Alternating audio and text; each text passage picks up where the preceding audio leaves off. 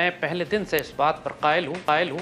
बहुत शिद्दत के साथ मैं इस बात का इजहार भी कर रहा हूँ और बहुत ज़्यादा लोगों को मैंने खफा भी किया है इस बात के ऊपर।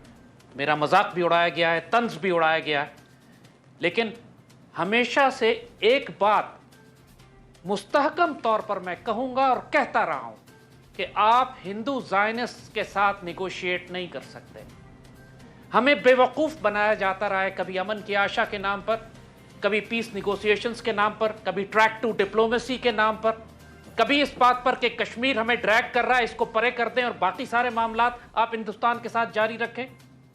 Fact of the matter is कि इंडिया अब एक डेमोक्रेसी नहीं है, था कभी भी नहीं, लेकिन अब बिल्कुल खुलकर ये सामने आ चुके हैं। अब एक फैशिस्ट डिक्टेटरशिप है, एक नाजी, एक फैशिस्ट हार्डकोर हिंदुत्व आइडियोलॉजी जिसके साथ दुनिया की कोई ताकत निगोशिएट नहीं कर सकती जब तक आप इसको थ्रेट ना करें। आपने 27 फरवरी को कैसे रिस्पॉन्ड किया था जब उसने बालाकोट में आके आपको मारा था? उस वक्त भी तो हमारी इकोनॉमी वीक थी, उस वक्त भी तो हम यही मुल्क थे, चंद माह पहले की बात है। How did we respond?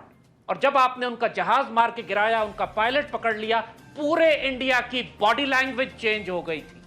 They were begging, they were on the knees. वो पूरी दुनिया से कह रहे थे कि पाकिस्तान से कहो हमारा पायलट हमें वापस दे दे। एक पायलट हमारे पास था। आप यही ऑप्शन अप्लाई अभी भी कर सकते नहीं करा जाहिर साहब। क्या मैं थोड़ी देर के लिए जो आपका दूसरा ऑप्शन है उसको थोड़ी देर के लिए साइड पर रखता हूं। मेरे जहन में एक सवाल ये उठता है, क्या हिंदुस्तान नहीं चाहता जंग हो? क्या हिंदुस्तान जंग की पोजीशन में नहीं है? अगर नहीं है तो क्यों डिप्लॉय कर रहा है 9 लाख फौज वो कश्मीर के अंदर? क्यों एलओसी पर मुसलसल वायलेशन कर रहा है? सर, हिंदुस्तान चाहता है कि जंग हो, उसके पास भी जंग का ऑप्शन है सर, उसके पास भी एक फौज है, हम उसको डिनाई नहीं कर सकते। देखिए, एक बात समझने की कोशिश कीजिएगा। इंडिया उस वक्त आपसे जंग करेगा जब वो ये देखेगा कि आप सरेंडर कर रहे हैं, आप पीछे हटते जा रहे हैं, आप डिप्लोमेटिक, पॉलिटिकल और मिलिट्री स्पेस इंडिया को दे रहे हैं। जब आप स्टैंड ले जाएंगे, और ये हमारी तारीख है, 2002 की बात हम करते, ज्यादा पीछे नहीं जाते, जब इसी तरह श्रीनगर में कार बम ब्लास्ट हुआ था, इंडिया ने हम पर इल्जाम लगाया, फौजें लाके हमारी सरहद पे खड़ी कर दी। जनरल मुशर्रफ का दौर था वो, हमने भी अपनी फौजें लाके सामने खड़ी कर दी। 11 लाख फौजें आमने सामने खड़ी रही एक दूसरे के। दोनों एटमी ताकतें उस वक्त भी थी, लेकिन इंडिया की जुर्रत नहीं हुई कि इंटरनेशनल बॉर्डर क्रॉस करे। जब उसने यह देखा कि पाकिस्तान आर्मी डिप्लॉयड पूरी तरह से तैयार है, हमने अपने न्यूक्लियर वेपन्स भी निकाल लिए, उसके बाद डीएस्केलेशन हुई 10 महीने के बाद। अपने दुश्मन की मेंटालिटी और माइंडसेट को समझिए।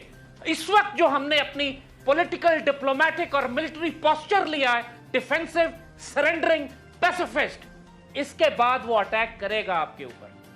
याद रख लीजिए मेरी बात। Sir, we are not defensive sir. हमने फरवरी में उनको मार गिराया, हमने एलओसी पे उनके जवानों को टारगेट किया, हमने एलओसी पे एक हिंदुस्तान के एक्शन का रिस्पांस दिया, हमने सफारती तौर पे जो कुछ हिंदुस्तान ने किया हमने उसका रिएक्शन दिया, हम कहीं पीछे नहीं हटे। तो हर पॉइंट पे हम कश्मीर के साथ हैं, हम हिंदुस्तान के सामने हैं। इस मौके पर आकर फिर हम बात करते हैं कि हमारे पास ऑप्शंस क्या हैं, क्योंकि मोदी नहीं मान रहा सर। मोदी को आज भी मुस्लिम उम्मा अवार्ड दे रही है, मोदी को आज भी ट्रंप फोन करके उसे कर्फ्यू हटाने की बात नहीं कर रहा। He is in a strongest position sir. देखिए, आप मुझे यह बताइए कि पाकिस्तान और इंडिया की जब आपस में जंगें हुई हैं तो दुनिया का कौन सा मुल्क आया है पाकिस्तान की मदद करने के लिए? हमने हमेशा तन्हाई इंडिया को मार के ठोका है। चाहे वो कारगिल हो या 65 या 71 में हमें जो नुकसान हुआ, जो हम लड़े, लाइन ऑफ कंट्रोल पर जो कुछ हमने किया। इस वक्त एक सबसे इंपॉर्टेंट एलिमेंट जो आप मिस कर रहे हैं, जिस पर आपने गुफ्तगू शुरू की थी अपनी, कि 50 लाख कश्मीरी पिछले 21 दिन से कर्फ्यू में हैं, भूखे और प्यासे मारे जा रहे हैं। ये टाइम क्रिटिकल सिचुएशन है।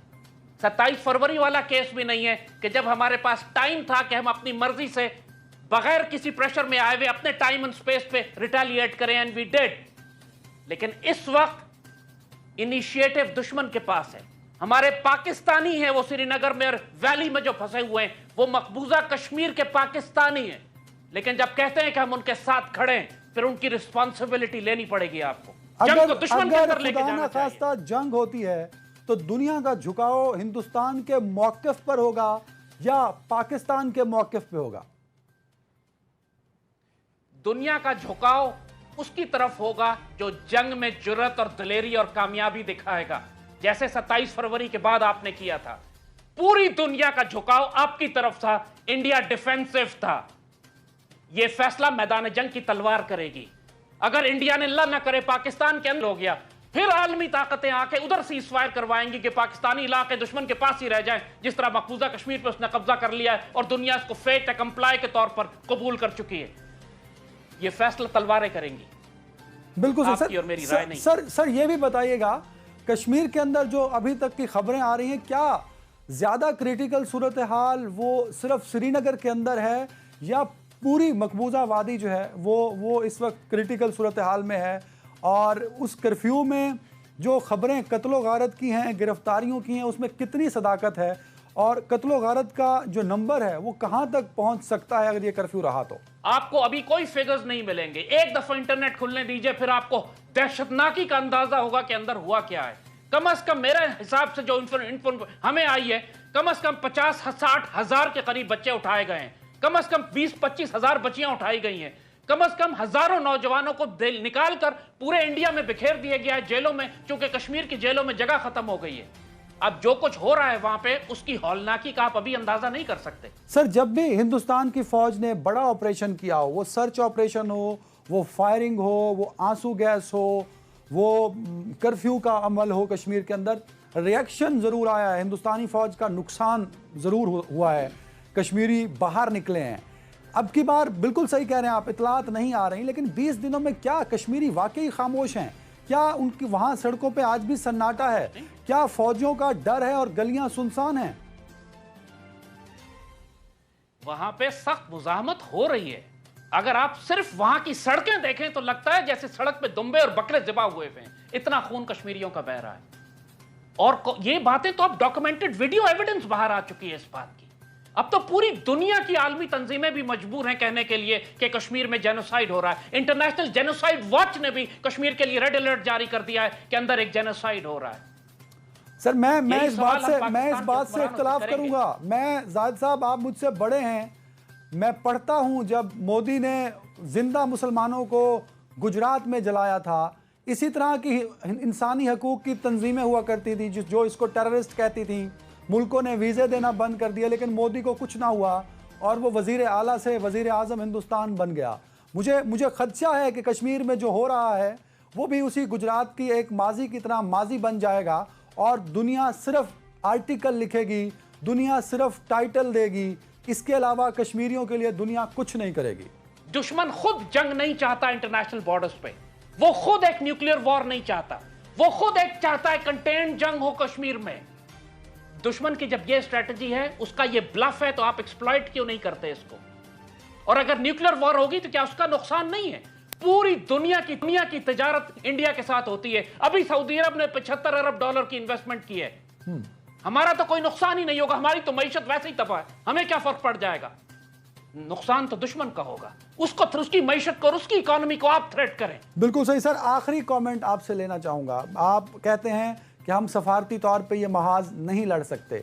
अगर हम जंग की तरफ जाते हैं, क्या हम में इतनी कैपेसिटी है कि हम इस हालात में, जब हमारी माशी हालत आपने खुद कहा इस बेहतर नहीं है और इससे इनकार भी नहीं है, तो उस जानब क्या हिंदुस्तान जैसी बड़ी इकॉनमी, उसके पास नंबर ज़्यादा हैं, फ़ौज की तादाद ज़्यादा है, उसके पास एसेट्स हैं, उसके पास भी एटॉमिक वेपन्स हैं, क्या हिंदुस्तान मेंटली प्रिपेयर नहीं है पाकिस्तान की जानिब से किसी भी रिएक्शन का? मैं फिर आपको फेब्रुअरी पे लेके जाऊंगा। क्या इंडियन एयरफोर्स हमारी एयरफोर्स से 3 गुना ज्यादा बड़ी नहीं है? हमने क्या हशर किया था उसका फेब्रुअरी में? खुद वो चीखें, पूरी एयर सुपीरियोरिटी हमारे पास थी। हमने अंदर जाके मारा उनको मकबूजा कश्मीर में, उस डिव हेडक्वार्टर को मारा जहां पे जनरल बिपिन रावत खुद बैठा हुआ था, उसके बाजू में हमने बम गिराए सिर्फ उसको सिग्नल देने के लिए। ये हमारी कैपेसिटी है।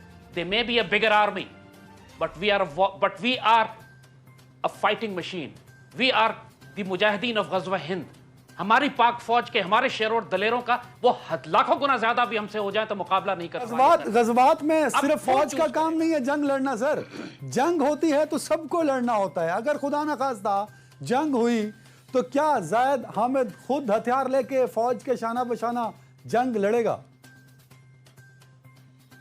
जैद हामिद ऑलरेडी दुश्मन की सफों के पीछे पहुंचा हुआ है अल्लाह के फजल से। सर वो तो ट्विटर पे है ना इंडिया सर वो इस वक्त ट्विटर अगर पे जैद है। हामिद की मैं ऑन फील्ड बात कर रहा हूं, ऑन फील्ड सर। पाकिस्तान का कोई शहरी अब महाज जंग से दूर नहीं रह सकेगा। और आप जिसको लाइन ऑफ कंट्रोल समझ रहे हैं ना, अल्लाह की पनाह मांगे, लाइन ऑफ कंट्रोल आपके लाहौर, सियालकोट और कहीं ऐसा ना हो, अल्लाह ना करे कि मुजफ्फराबाद के आसपास लड़ी जा रही हो। कोई पाकिस्तानी अब सिविलियन नहीं है, हर पाकिस्तानी को इसमें लड़ना पड़ेगा। और हम आपको सिर्फ वार्न कर रहे हैं, अल्लाह से डरें, अल्लाह से डरें इस वक्त से कि जब जंग आपको सियालकोट, लाहौर और मुजफ्फराबाद में लड़नी पड़े। हम लोग जंग को जब तक अवॉइड करते रहेंगे, खौफ के मारे इस जंग को अवॉइड करेंगे, तो हमारे नसीब में जिल्लत भी होगी और जंग भी। जंग को आप अवॉइड नहीं कर सकते। दुश्मन तक ले जाएं, वरना वो आपके घरों तक लेकर आएगा। बिल्कुल सही, बहुत शुक्रिया जायद हामिद।